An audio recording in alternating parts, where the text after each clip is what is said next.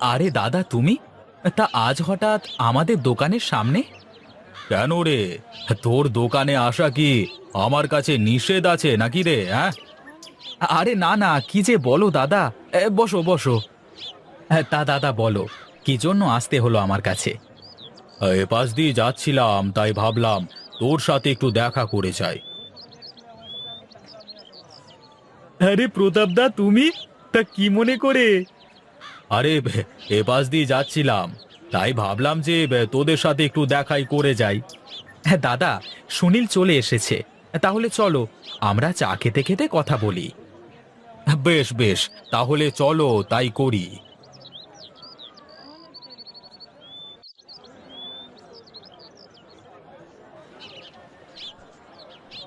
রামু, দুটো চা দিস এদিকে, কেমন? একটু বসো দাদা, দিচ্ছি। একটু তাড়াতাড়ি দিস, আমাদের আবার তাড়া আছে কিন্তু। শোন বিনোদ, একটা বিশাল খবর নিয়ে এসেছি। আমি জানি এই কথা শুনলে তোর ভালোই লাগবে। হ্যাঁ হ্যাঁ, বলে ফেলো দেখি, কি তোমার সেই কাঙ্ক্ষিত কথা? ইসলামপুরে এক ইরানি কাপড়ের ব্যবসায়ী এসেছে। অনেক সুন্দর সুন্দর কাপড় নিয়ে এসেছে।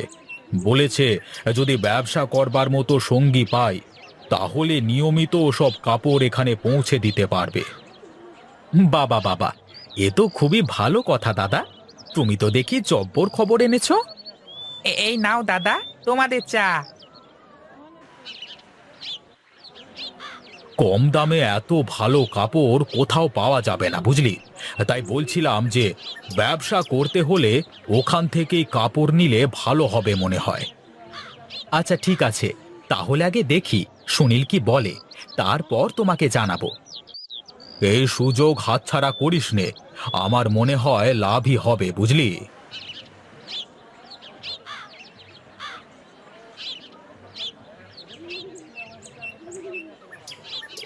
কি বলে প্রতাপদা? কি আর বলবে, ইসলামপুর নাকি কোথায় এক বড় কাপড়ের ব্যবসায়ী এসেছে, তার থেকে কাপড় নেওয়ার কথা বলছিল আর কি। যাই করো ভেবে চিন্তে করো দাদা, তুমি আমার থেকে বড়, তোমাকে আমি কোনো কাজে নিষেধ করব না।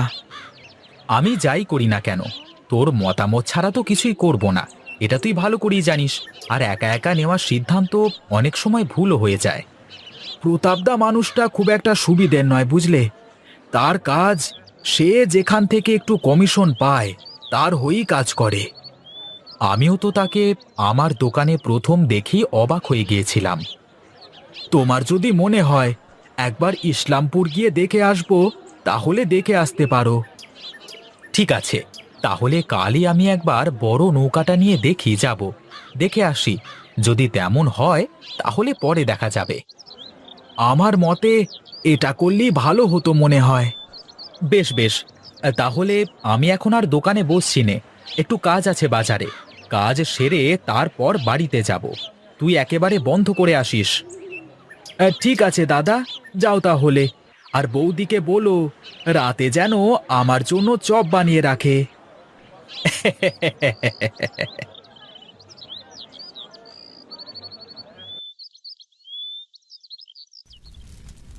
আচ্ছা দিদি, তুমি এত ভালো আলুর চপ কিভাবে বানাতে পারো গো? তুই যেমন করে বেগুনের চপ বানাতে পারিস, আমিও তেমন করে পারি। আরে ধুর, বেগুনের চপ বানানো আবার কোনো মন্ত্র নাকি? কিন্তু তুমি যে স্বাদের আলুর চপ বানাও, এমন চপ আর কোথাও পাওয়া যাবে না। আমি ছোটবেলা থেকেই আলুর চপটা বেশ ভালোই বানাই। তোর দাদা তো আমাকে দেখতে গিয়ে আমার হাতের আলুর চপ খেয়ে এত প্রশংসা করেছিল না। এই জন্যই বলি, তোমার আদরের দেবরও তো চপ বলতে পাগল। আর কিছু থাক বা না থাক, খাবার সময় তাকে চপ দিতেই হবে। এই বাড়িতে আসার পর থেকেই সুনীল আমার হাতের চপ ছাড়া খেতেই চায় না। নে, তুই একটা গরম গরম খেয়ে দেখ, ভালো লাগবে।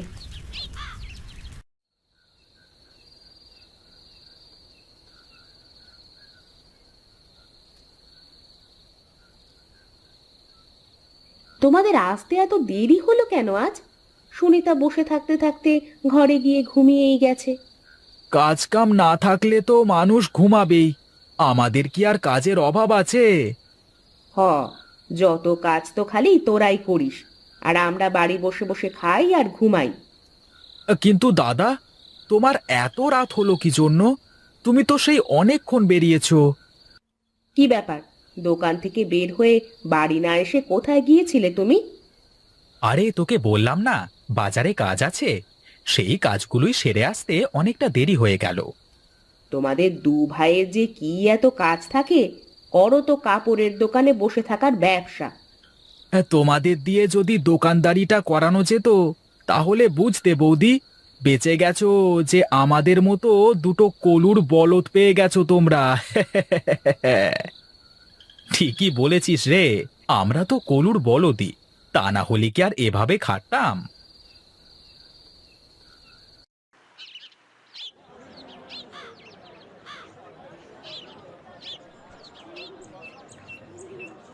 কিরে, দোকানের সামনে এত মানুষের ভিড় কেন? আমিও তো বুঝতে পারছি না দাদা, চলো তো আগে গিয়ে দেখি। এ কি, হায় হায় হায় হায়, এ কি হলো? আমার যে সব শেষ হয়ে গেল, কি যে হলো আমার? এসব কি করে হলো রে বিনোদ? আমার যে খুব খারাপ লাগছে রে। আমরা এসে দেখি এরকম সবকিছু পুড়ে ছাই হয়ে গেছে। দোকানের ড্রয়ারের সব টাকা রাখা ছিল, সেগুলো সব পুড়ে ছাই হয়ে গেছে। আমাদের সব শেষ হয়ে গেল দাদা। আমরা আমরা এখন যে পথের ভিখারি হয়ে গেলাম। এখন কি হবে? আরে আরে, অত ভেঙে পড়িস নে ভাই, শক্ত হ শক্ত হ। আমি জানি তোরা দুই ভাই একসাথে থাকলে সব কিছু করতে পারবি।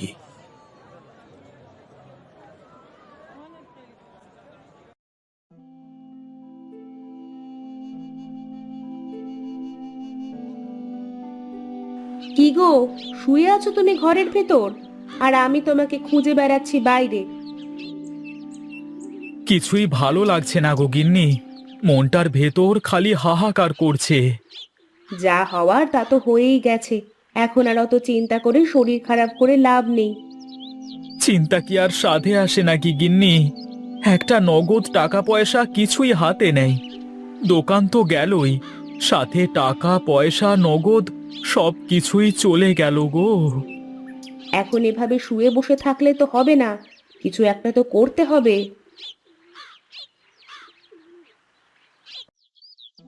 কিছু না কিছু তো করতেই হবে গিন্নি, তা না হলে যে না খেয়ে থাকতে হবে সবাইকে। নগদ টাকাগুলো যদি বেঁচে যেত, তাহলেও তো কিছু একটা করা যেত। ভুল তো ওখানেই, মাল আনতে যেতে হবে বলে টাকা মিল করে রাখা ছিল, তাই তো দোকানে রেখে চলে আসলাম। যদি বাড়িতে নিয়ে আসতাম তাহলেও করতাম এক কাজ। যা চলে গেছে তা তো আর ফিরে আসবে না, তাই বলে বসে থাকলে তো আর চলবে না। দাদার সাথে কথা বলে দেখি সে কি বলে, তারপর দেখা যাবে।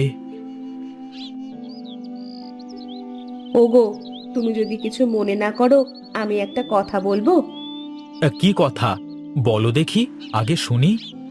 আচ্ছা, আমার হাতের চপ তো তোমাদের সবার কাছে নাকি অনেক ভালো লাগে, তাহলে একটা চপের দোকান দিলে কেমন হয়? আমি বানিয়ে দেব আর তুমি বিক্রি করবে। না না, আমি ও চপ বিক্রি করতে পারবো না। তোমার ইচ্ছে হলে তুমি করতে পারো। ঠিক আছে, তোমার কিছু করা লাগবে না, তুমি শুধু চুপচাপ থাকবে, দেখো আমরা কিছু করতে পারি কিনা।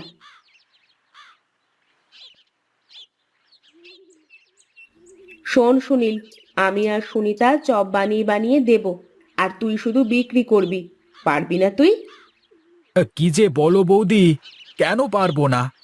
এতদিন শাড়ি কাপড় বিক্রি করতাম, কত করে টাকা নিতাম।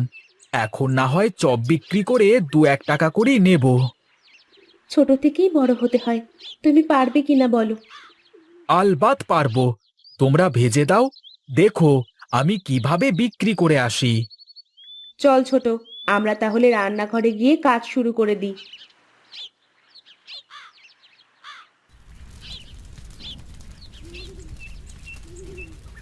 এই তো দিদি, বেশ অনেকগুলো চপ হয়ে গেছে, আজকের মতো এগুলোই থাক, যদি বিক্রি হয়ে যায় তাহলে কাল থেকে দেখা যাবে বেশি করে। ঠিক আছে, তাহলে এগুলো তোলা হয়ে গেলে নিয়ে গিয়ে সুনীলকে দে। ঠিক আছে দিদি, তাহলে এগুলো উঠিয়ে ফেলো। দিদি, আমি তাহলে এগুলো দিয়ে আসি।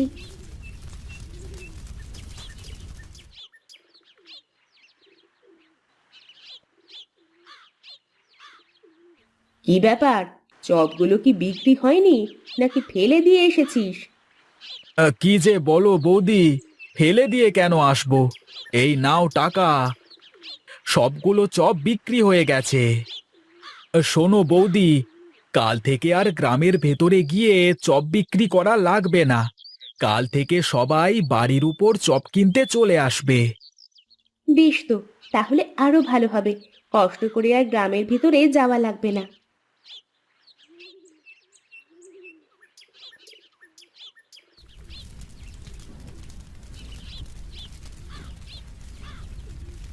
আমি আসলে তোমাকে অবহেলা করে তোমাকে কোনো সাহায্য করিনি। আমাকে তুমি ক্ষমা করে দিও। কি যে বলো না, এসব কি আমি আমার একার জন্য করেছি নাকি? আমাদের জন্য করেছি। হ্যাঁ দাদা, এতদিন তো আপনারাই কাজ করতেন, আমাদের কিছু করার দরকার হয়নি। কিন্তু এখন এই খারাপ সময় আমরা দু বোন আপনাদের পাশে দাঁড়াতে পেরেছি, এর থেকে যে আর আনন্দের কিছুই হতে পারে না। যাও যাও, এখানে দাঁড়িয়ে না থেকে সুনীলকে একটু সাহায্য করো।